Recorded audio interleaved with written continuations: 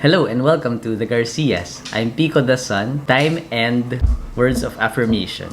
And today with me are Dennis the daddy, time and service. Grace the mommy, service and time. And Tippi the daughter, touch and the gift. and today we're going to talk about the different love languages according to Gary Chapman. Yes, credit to. Credit to Gary Chapman. Okay. In Gary Chapman's book, he tells us that each and every person gives love and receives love in a different way. And a lot of the difficulties in relationships are that we are not able to receive and able to give according to the love language of a person. So that kahit na minamahal mo isang tao with all your heart, because you are not giving love to that person in his or her particular love language, hindi niya ma-receive yung love mo. Which means a person would only feel loved if they're being loved the way they want to be loved. Yes. So you cannot love a person the way you want to love him and expect that person to appreciate what you're doing, saying, but I'm loving him. But the person says, no, Yeah. I don't feel loved. Parang with the concept nga na language, parang you have to speak someone's language in order for them to feel loved. In order for them to understand. In order for them to understand that you love them. So parang if the two of you speak different love languages, that people could feel like they're loving each other. For example, I could feel like I'm loving Dad, but if he speaks a different language, he doesn't feel loved. Yeah. Parang si Tippi, ibang-iba yung language As you can tell from the intro.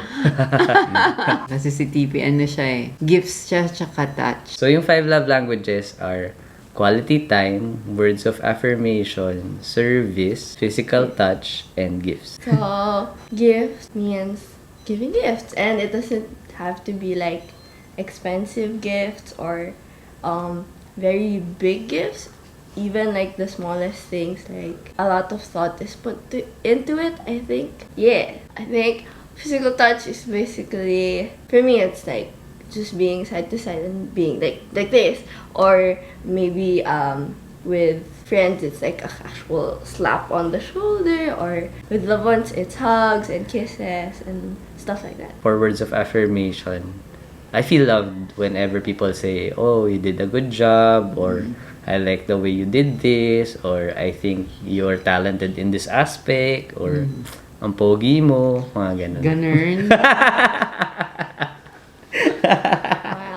Wow. Okay.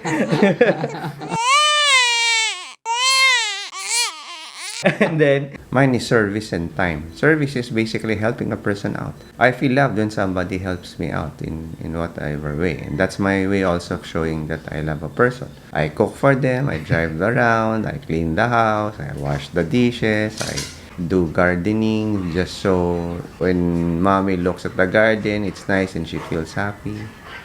That's I think that's my love language, service. Time is spending time. time is Time is being time. with a person. Quality time. Yes, quality time. I think with boys kasi just being around each other qualifies as time. So I had a question. So the way you're giving love is also the way you're perceiving love. Your love language of giving love to another person is the same language that you expect to receive love. It's not my way of giving love is different from my way of receiving love. According to Chapman. According to Gary According to Chapman. Gary, it's the same. It's the same. Yes. Okay. Parang yun yung color mo, flavor mo. Yeah.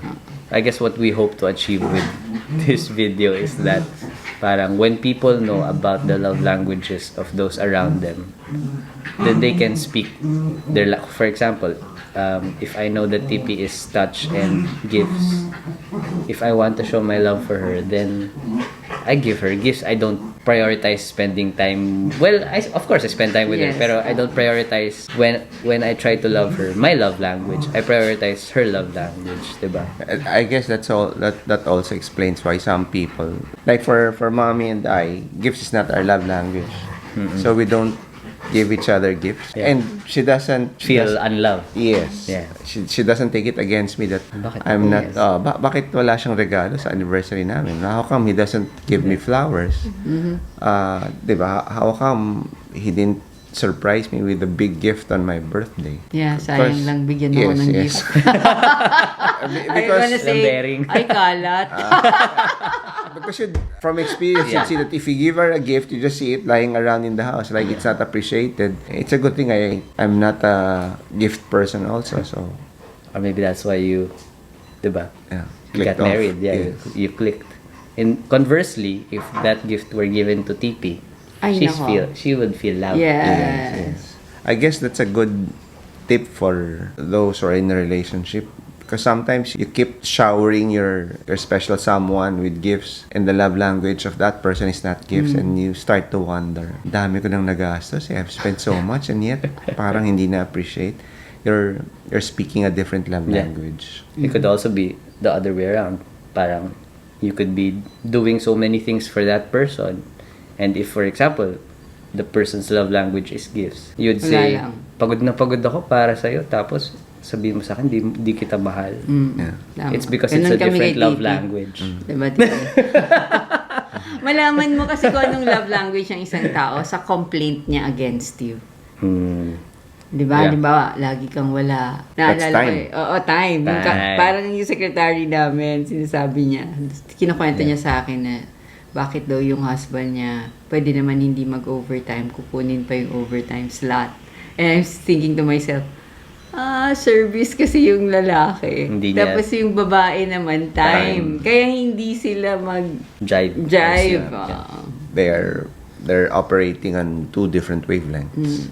Yeah. Parang si Tippi, lagi niyang sasabihin, hug, mommy, hug.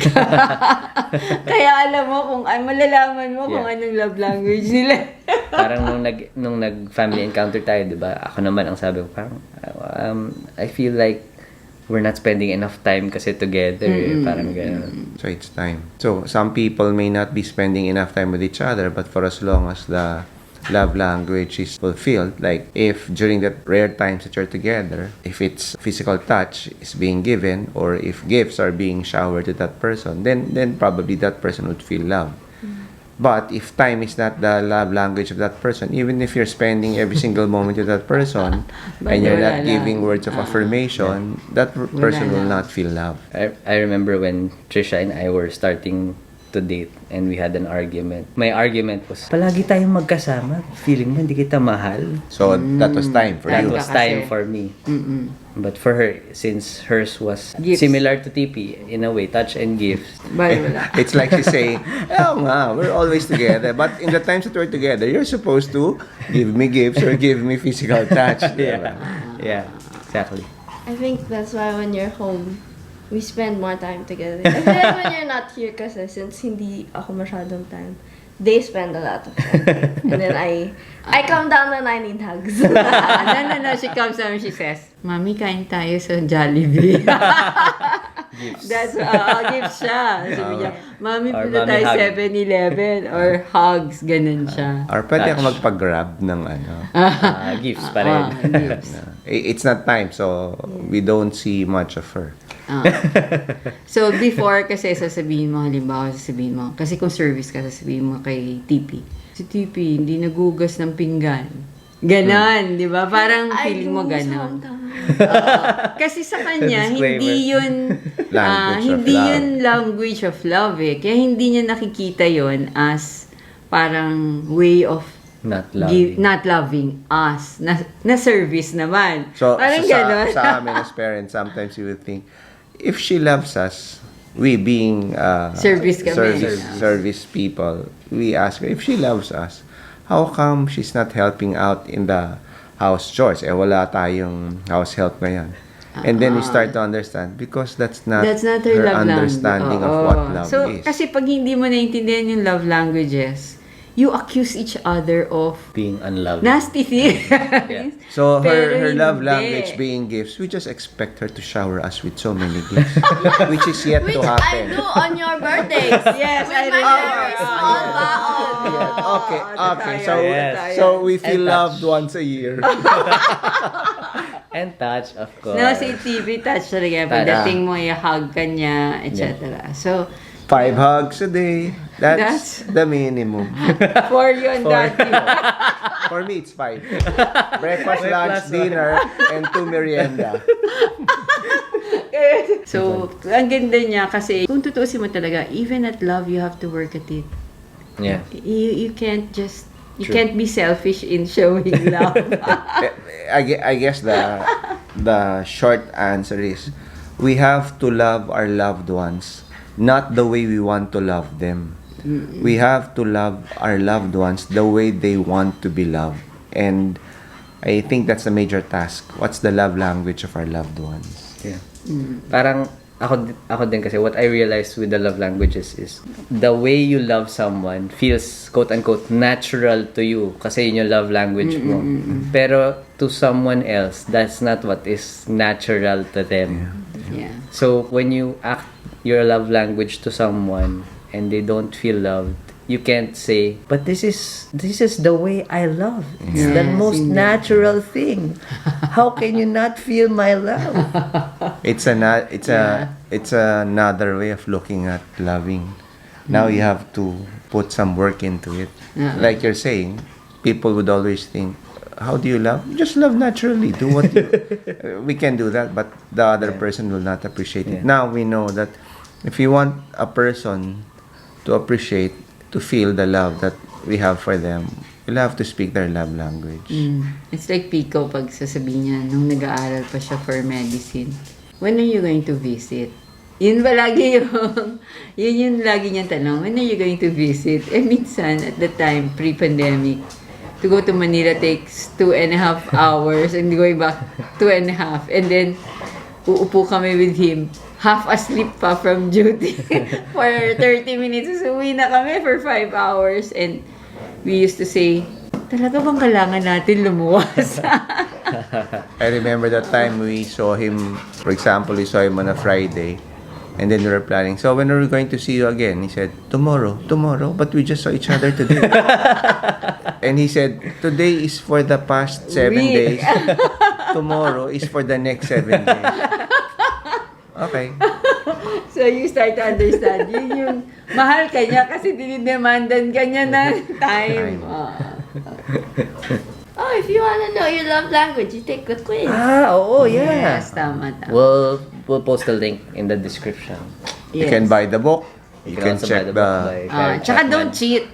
It's okay to have your own particular love Love language. I used to cheat the test and I would get service number. Now, I don't cheat anymore and it's always the least. Nagpakatotoo ka na. And now we You can't cheat understand. it.